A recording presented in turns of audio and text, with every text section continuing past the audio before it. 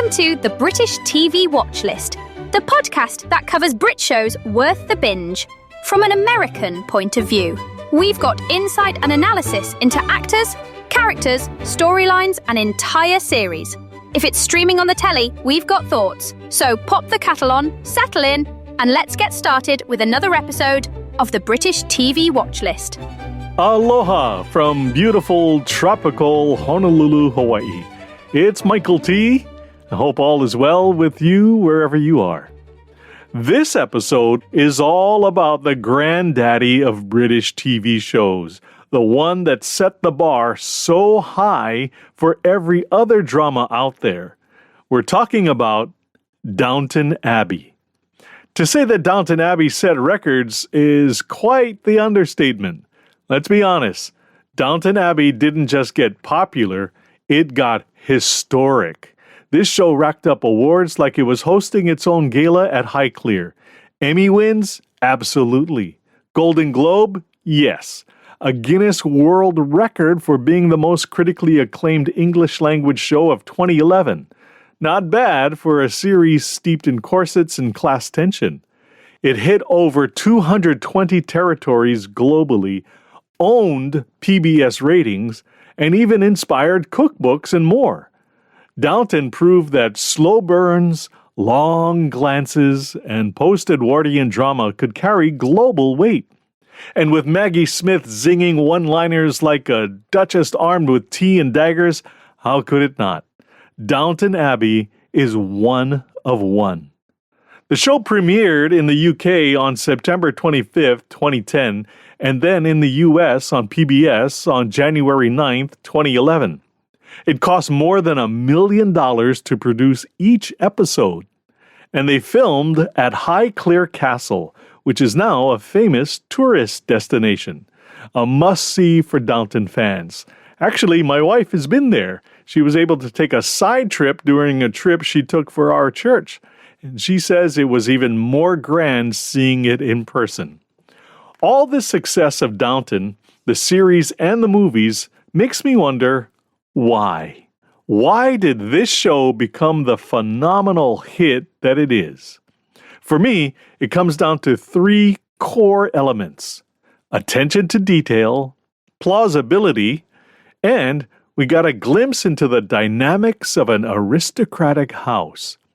Of course, it's always the writing that drives the success of any show in any medium, so let's not ignore the genius of creator and writer Julian Fellowes.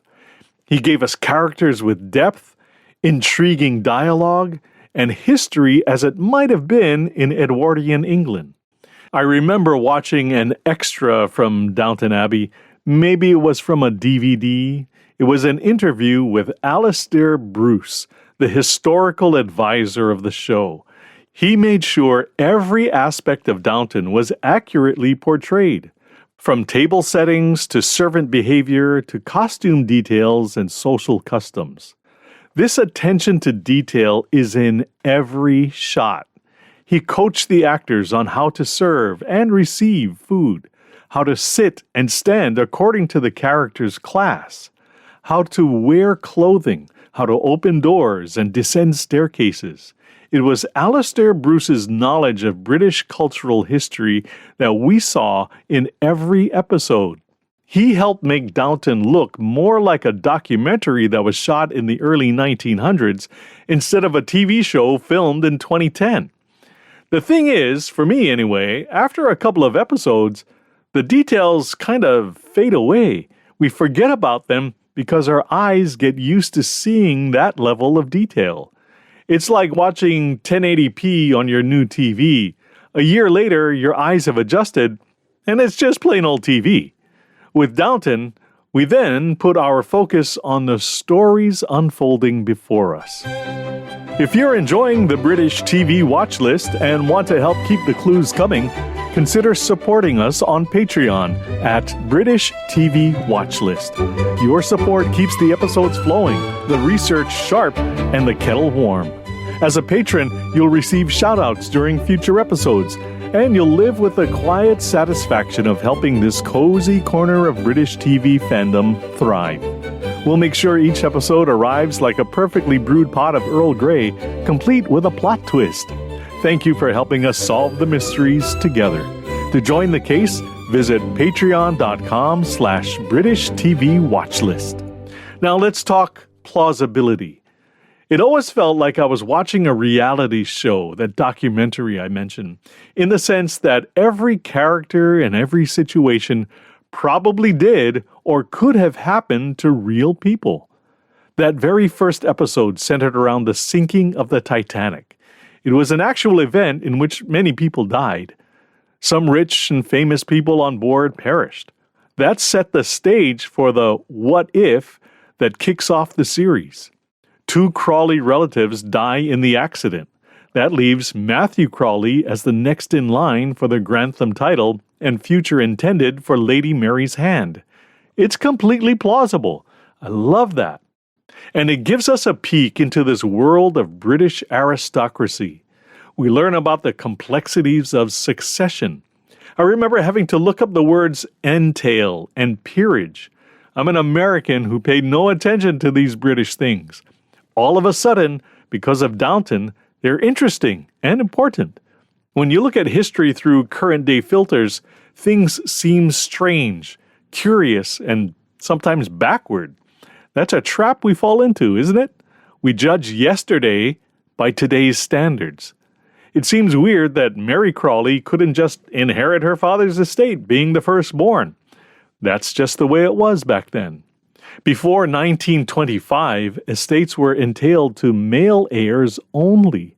Daughters couldn't inherit unless there were no eligible male heirs. England's Law of Property Act of 1925 changed this and allowed the free transfer of property regardless of gender. So not only was this storyline plausible, it had been playing itself out across the country for centuries. Also embedded in British culture is this notion of class. A quick AI prompt reveals that the separation began in earnest in the medieval feudal period of the 11th to 13th centuries. Talk about ingrained. That brings us to the dynamics of an aristocratic house. In Downton Abbey, we see this up close. The upstairs posh Crawley family and the downstairs everyday servants. I always found it interesting when these two worlds would collide. You had the rather mundane exchanges between Lady Mary and her lady's maid, Anna Smith Bates. The butler, Mr. Carson, would interact with Lord Grantham. And early on, we saw Lady Sybil fall in love with the driver, Tom Branson. Have you ever wondered about the relationship between Lady Mary Crawley and Anna?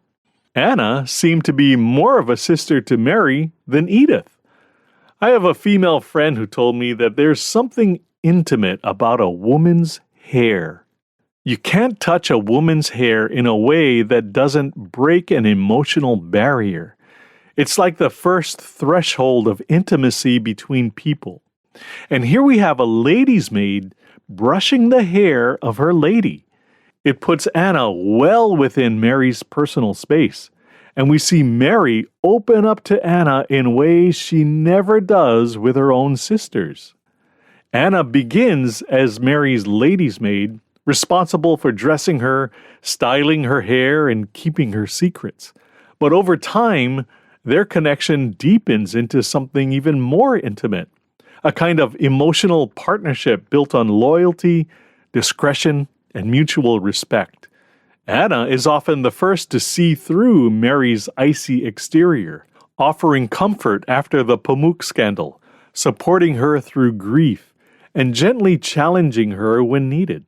Mary, in turn, becomes fiercely protective of Anna, especially during her assault storyline in Season 4, where she goes to great lengths to shield and support her. What makes their relationship compelling is its tension. They're close, but never quite equals.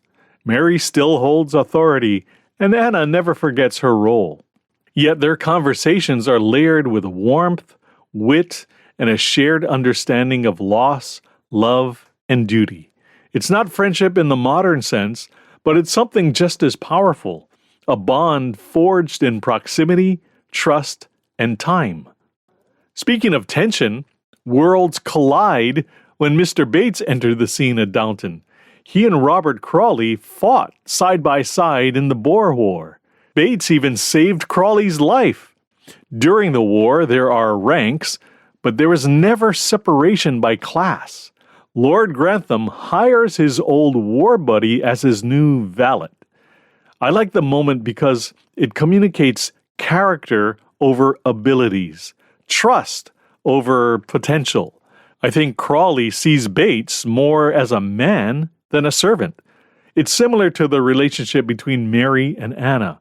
They're close, but they also know their roles and the boundaries those roles erect.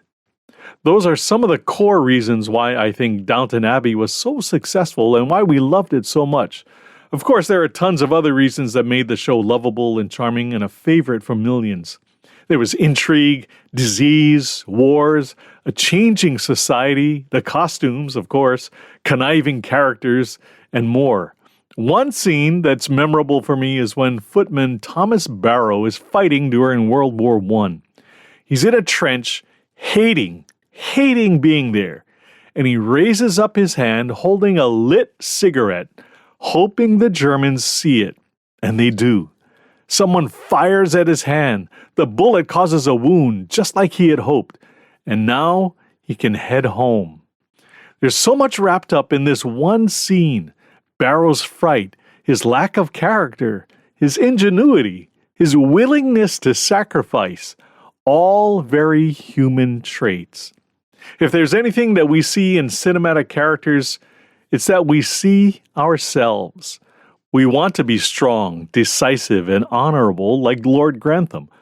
Sometimes, though, we're all too human like Barrow.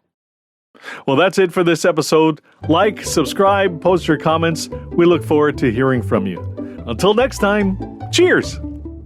The British TV Watchlist is written and produced by Michael T. in Honolulu, Hawaii. Speculation and opinion powered by caffeine and curiosity. For more clever takes and cold cases, remember to subscribe, like, and share. Keep the mystery and the moxie rolling. All rights reserved. Copyright 2025 Michael T. Media.